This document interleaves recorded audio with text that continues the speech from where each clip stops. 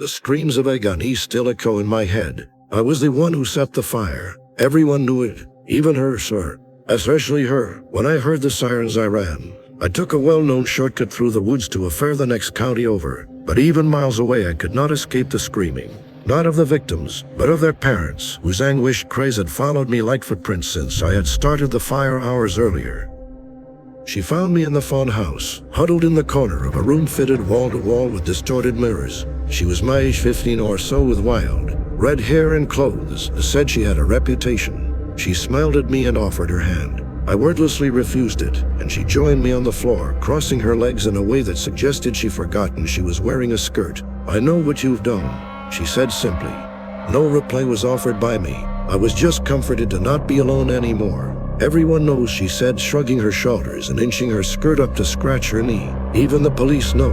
They are looking for you." A loud, painful sob erupted from my chest. "Go away," I choked, but I really wanted her to stay. "You killed a lot of people today, Jack. Most of them were only kids. They are going to arrest you and put you on trial.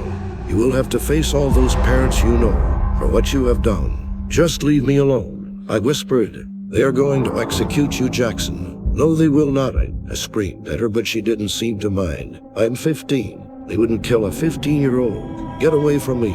She scooted closer to me and nodded in excitement. Her pale skin glistened with sweat. "Oh, they will, I promise you.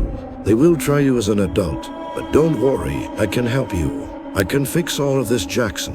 I can make it all go away." Her tongue darted out to eagerly lick the pink gloss on her lips. My urge was to yell at her. I wanted to push her away from me, but I did not want her to leave. I was afraid to be alone, and she knew it. How could you help me?" I whispered as she clapped her hands and giggled, then slapped her palm over her mouth as if she had just admitted a scandalous secret. Then she explained what she called a simple transaction. But it was far from simple.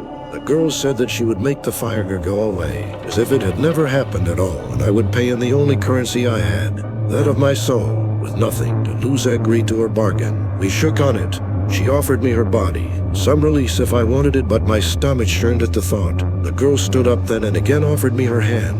I took it this time, and she told me it was time to go. I walked home in the dark, searching the night for sounds of sirens and tortured wails. I heard none. My town was quiet when I reached it, and the elementary school was still standing. I stumbled to my knees in the middle of the street and prayed feverishly to my guardian angel in thanks. All was as she had promised. Over time, I slowly forgot about the fire. It had happened in another life, one that no longer existed, but it never fully left my subconscious. By the time I was 25, I had completed 640 hours of firefighter training and was accepted to the department.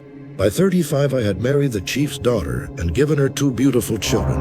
But in the back of my mind, I never forgot that someday the bill for my blissful happiness would come due. I argued with myself, maybe not. I have saved so many people, created such a beautiful family, done so much with my life. Perhaps that is enough to nullify the deal. It was a beautiful Wednesday afternoon in November. Nothing noteworthy or remarkable about it to suggest what it ultimately held for me. I had stopped at the mall on the way home from work to pick up a Christmas gift I had ordered the month before for my wife. As I stood at the counter signing for my purchase, I looked over to see a baby stroller blocking the path out of the store. As a child shifted and the blanket fell from its misshapen head, I gasped and felt a shudder rack my suddenly chilled body. I could only call it a monster.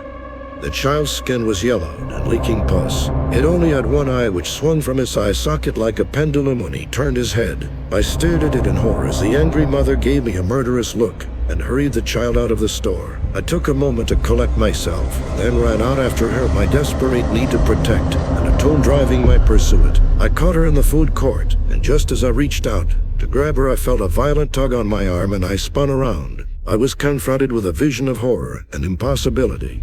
The man who looked back at me was hardly a man at all. His body was a charred corpse from his feet to the top of his head, where blackened skull showed through gray flakes of scorched flesh. He emitted a loud and dry hiss, and his mouth worked in what I assumed were words as they flaked off of his seared lips. Then he pushed me hard on my chest and went to stand by the woman who was almost in tears.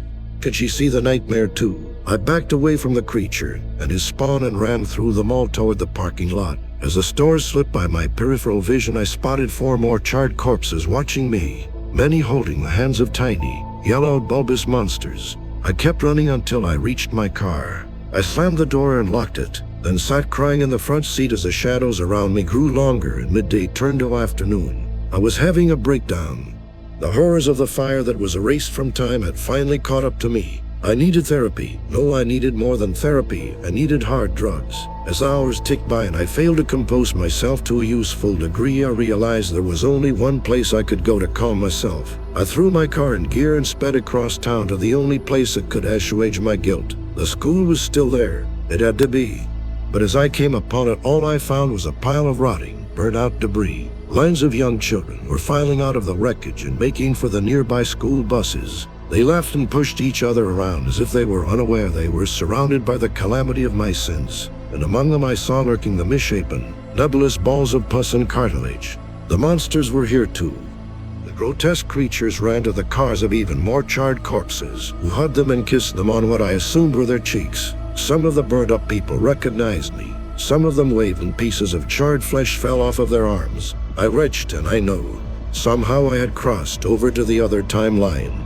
The one that was not supposed to exist. The one where I had killed so many children, burned them in their school in the middle of the day. And now the dead had grown up and had children of their own. Children who were just a chaotic mess of cells and biologic matter because they were never meant to be. This was not the deal. I scream at her. I know she is nearby, and I know she is listening. They are supposed to be alive. They are supposed to be saved. It is the end and I know it. As she is giving me a taste of hell before she claims me.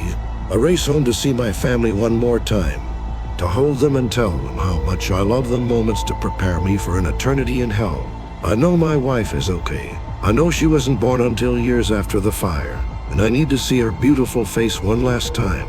I throw open the door and see her sitting in a chair by the window reading her favorite book again. Her skin is weeping and the thick, blood-stained liquid falls upon the pages of her book. She shifts in her chair to look over at me and the bubbles of thin, unformed skin that cover her begin to pop as they brush against the armchair. A putrid smell fills the room. It isn't possible. I back away from her with a terrified cry. I am in agony. My beloved wife is one of them. It makes no sense. A car door slams outside and I jerk toward the window to see a tall, blackened skeleton burned down to scorched bone.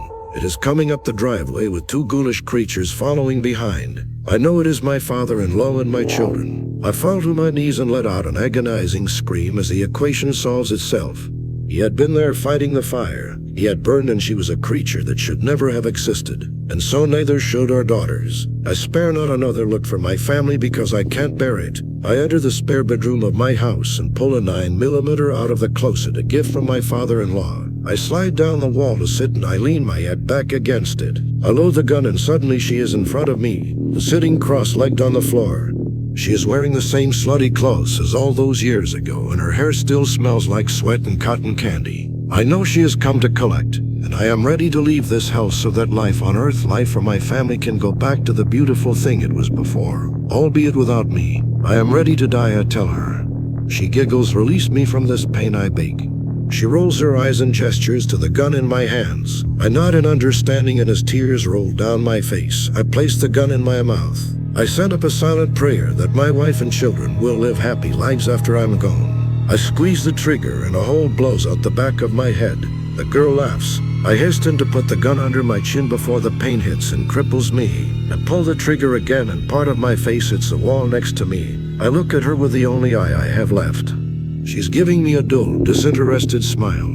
I load the gun into my brain and she begins to look downright bored. And that's when I finally realize the truth. I am not going anywhere. I had never gone home that night. All those years ago, I had never even left the fun house. She stands up without sparing me a look and walks out of the room, abandoning me to the hellish nightmare beyond the door. I can hear the guttural grunting and hissing of the monsters, and that's all they are now. Monsters. I don't have a wife and children. I never did. Payment was due at time of service.